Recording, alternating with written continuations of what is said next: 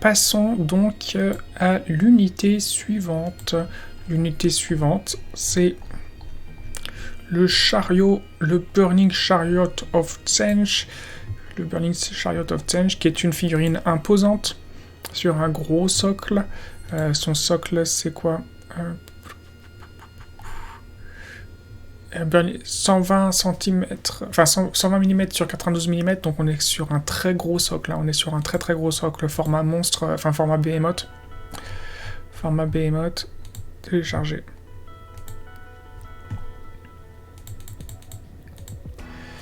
Donc, alors, c'est une figurine, The Burning... Attendez, le Changecaster, hier, je me plaignais qu'il n'y avait pas de figurine, mais en fait, il est là. Ah, pardon. Pardon, Games, j'ai été venimeux en début d'émission, et la semaine dernière, j'ai été bête. Il était là, le sorcier à pied. Mais pourquoi j'ai cru qu'il n'y avait pas de... Fluxmaster. Pardon, c'est... Mon voisin, je viens par croire qu'il a une tourette, en fait. Tellement à force de se mettre à gueuler comme ça au hasard. Alors, pardon, on va redescendre en 200. Alors, pardon, en fait, si le Warscroll, il est disponible avec, dans la boîte du Burning Chariot.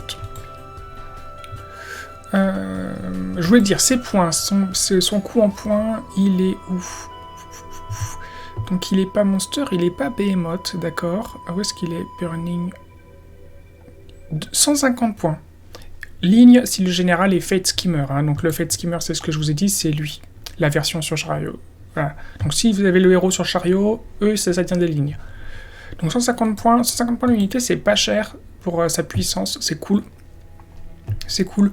Donc nous avons pour 150 points un mouvement de 14, une sauvegarde de 5+, une paravour de 10, 6 blessures. Bien entendu, le châssis, sauvegarde de 5+, et paravour de 10, c'est ce qui correspond au démon, c'est normal.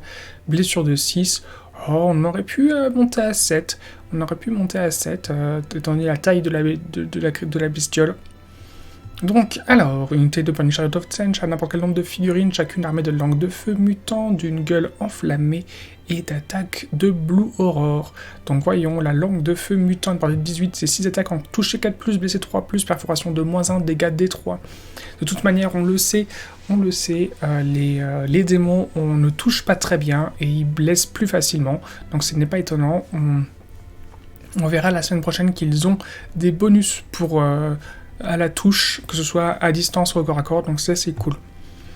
Donc on est quand même sur une portée 18, ça c'est quand même, c'est moyen, mais ça reste du lance-flamme, on se doute bien qu'un lance-flamme ça a moins de portée qu'un arc ou qu'un canon. Ensuite 6 attaques, ça tire pas mal, et c'est plutôt cool. Ensuite, gueule enflammée, donc portée 2, 4 attaques, touché 5+, blessé 3+, donc là c'est pas fou, hein. Tout de suite on est en train de se rendre compte qu'au corps à corps c'est pas ça. Attaque de Blue Aurore, pareil, 3 attaques, touché 5+, blessé 5+, c'est vraiment pas ça. Morsure de lamproie, 6 attaques, là cette fois-ci les lamproies elles sont, il y en a 2, donc comme elles font chacune 3 attaques, 4+, 3+, donc là du coup ça sature un peu parce qu'il y en a 6, mais voilà. Les Screamers of Change de cette unité attaquent avec leur morsure dans l'emproie, bien entendu, voilà, ce sont des montures, elles sont considérées comme des montures, là, du coup ça vole, et voilà, donc ça nous fait quand même un char avec un mouvement de 14 qui vole, c'est quand même pas mal pour 150 points. Alors ensuite, feu mutant capricieux, ajoutez 1 au jet de touche pour les attaques de cette unité si la cible a au moins 10 figurines, à la place ajoutez 2 au jet de touche si la cible a au moins 20 figurines. Bon voilà, vous l'enverrez. Est-ce que soit à distance ou au corps à corps, c'est pas indiqué, donc si c'est pas indiqué, ça veut dire que ça fonctionne aussi au tir, donc vous passez facilement à 3+, ou même à 2+, pour tirer avec, et au corps à corps, du coup ça lui donne des stats qui sont correctes, pour pouvoir toucher. Voilà, bon, vous avez du coup cette aptitude qui sauve en fait la faible capacité pour toucher, ça c'est cool. Vous allez pouvoir nettoyer les gros rangs d'unités adverses. C'est tout à fait pratique.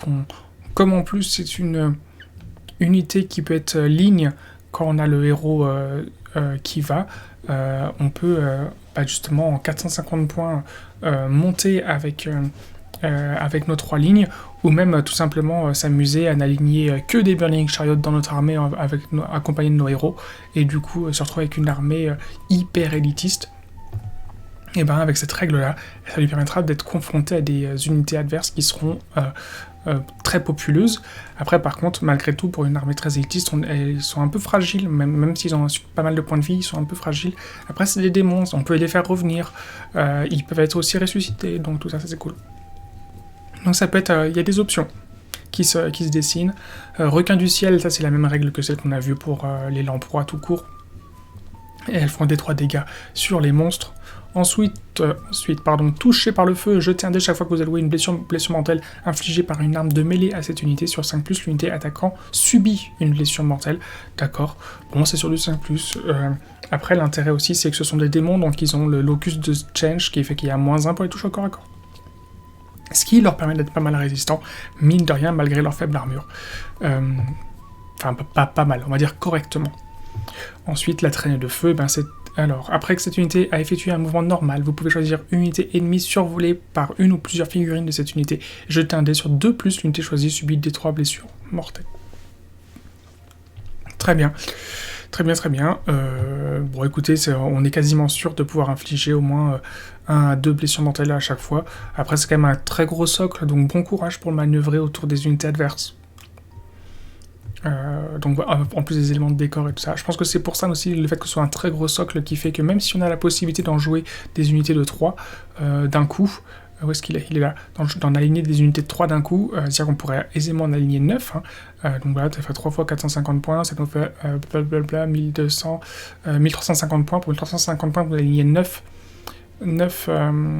Burning Chariot. Vous allez... bon courage pour la manœuvrer sur le champ de bataille. Donc voilà, au-delà de ça, c'est une unité qui fonctionne bien parce que ça peut vous faire des lignes intéressantes dans des circonstances particulières, comme je vous l'ai dit. Elle sature, malgré tout, elle a un tir efficace, notamment grâce à sa règle feu mutant capricieux. Pour 150 points, c'est une unité qui vaut le coup. On pourrait craindre qu'elle soit fragile, je pense qu'elle est effectivement fragile au tir adverse, à la magie adverse. Si vraiment vous voulez pas que la magie adverse passe, vous ferez confiance à vos sorciers qui sont normalement suffisamment nombreux et avec des bons bonus vous pourrez contrer la magie. Donc voilà, enfin pas n'importe quelle magie, il y a des sorciers que vous aurez du mal à passer, à contrer. Notamment les sorciers de Hollow Earth. Donc après avoir vu le Burning Chariot, on va aller voir l'Exalted Flammer of Change, c'est-à-dire la version non montée, si je puis me permettre.